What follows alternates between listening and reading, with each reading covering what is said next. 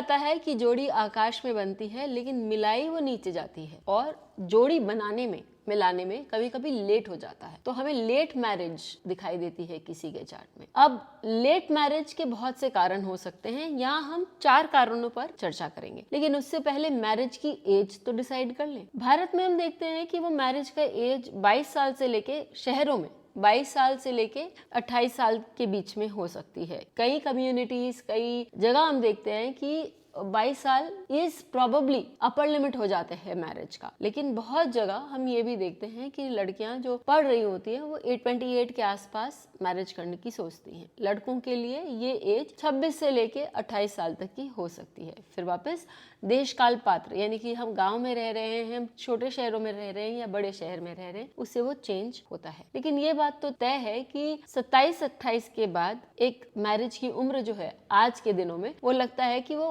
पास होती जा रही है एंड लोगों को शादी कर लेनी चाहिए। तो ये तो हमने तय किया कि लेट मैरिज जो है 28 तक लड़कियों के लिए और 30 के बाद लड़कों के लिए दिखाई देती है। अब ये फैक्टर्स भी जान लेते हैं, हमारी कुंडली के वो फैक्टर्स जो बता सकते हैं कि भाई हमारी मैरिज जो है वो लेट होगी। सबसे पहले हम लेते हैं कि सप्तम भाव पर कोई भी ग्रह उसको पीड़ा दे रहा है तो सप्तम भाव जो है वो अपना कार्य सही ढंग से नहीं कर पाएगा। सप्तम भाव का कार्य विवाह भी है, तो यदि वहां पर मंगल बैठे हैं, शनि बैठे हैं या सप्तम भाव का स्वामी पीड़ित है, किस तरह वो डेबिलिटेटेड है या वो कंबस्ट है, तो उसमें वो शक्ति नहीं है कि वो अपने भाव के लिए कार्य कर सके, अर्थात एक जीवन साथी ढूंढ सके। तो व्यक्ति का वहाँ जो विवाह है वो थोड़ा टल जाता है, वो लेट हो जाता है, डिले हो गया। अब दूसरा कारण हम देखते हैं, शनि जो है वो दूसरे कारण है। शनि शनि यानी धीरे धीरे चलते हैं और जो भी काम करते हैं धीरे धीरे करते हैं। तो जहाँ शनि की दृष्टि पड़ती है, चाहे वो सप्तम भाव हो या सप्तमेश हो, इन पर यदि शनि की दृष्टि पड़ी तो व्यक्ति का जो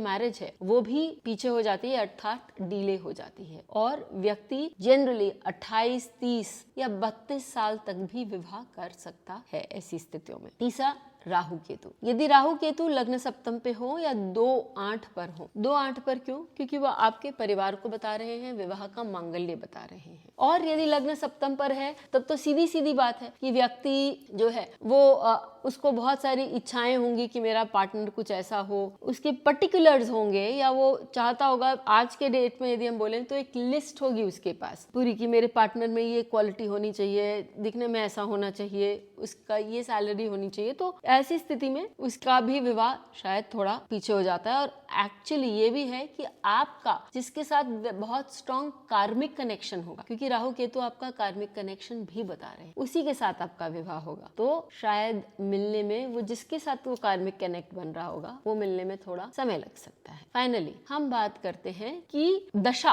कौन से ग्रह की चल रही है। देखिए, यदि छठे भाव के ग्रह की दशा चल रही है या छठे भाव में बैठे कोई ग्रह की दशा चल रही है तो व्यक्ति का विवाह होने में थोड़ा समय लग सकता है, क्योंकि छठा भाव जो है वो 7th हाउस को नेगेट करता है, उसकी जो भी क्वालिटीज है उसको कम करता है। तो ऐसे व्यक्तियों का मैंने देखा है कि उनके लिए प्रपोजल्स आते हैं, वो कहीं जाते हैं, कुछ को वो मना करते हैं सामने वाले या उनको मना कर देते हैं, ऐसा चलता जाता है कुछ समय तक और उनका विवाह जो है वो टल जाता है। गोचर को तो हम भूल ही नहीं सकते, क्योंकि गोचर में इट्स वेरी इंपॉर्टेंट कि शनि और गुरु दोनों सप्तम भाव या सप्तमेश को गोचर में, आई रिपीट, ब्लेस करे। तो यदि व्यक्ति का गोचर ऐसा कुछ दिखा रहा है कि सप्तम भाव के शनि को ब्लेस करने में 2-2.5 साल लगेंगे या सप्तमेश को ब्लेस करने में 2-2.5 साल लगेंगे, तो व्यक्ति 27 का होता है और मालूम पड़ता है कि विवाह उसका नेक्स्ट 29 या 29.5 पे ही हो सकता है। तो इसलिए जिस तरह हम अपना करियर प्लान आउट करते हैं ना कि भाई मुझे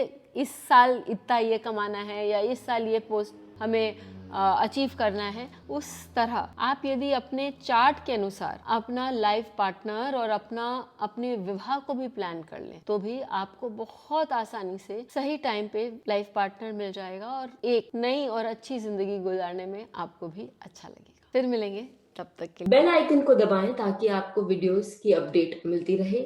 हमारे वीडियोस को लाइक करें, शेयर करें, उन पर कमेंट करें और हमारे चैनल को सब्सक्राइब करना न भूलें।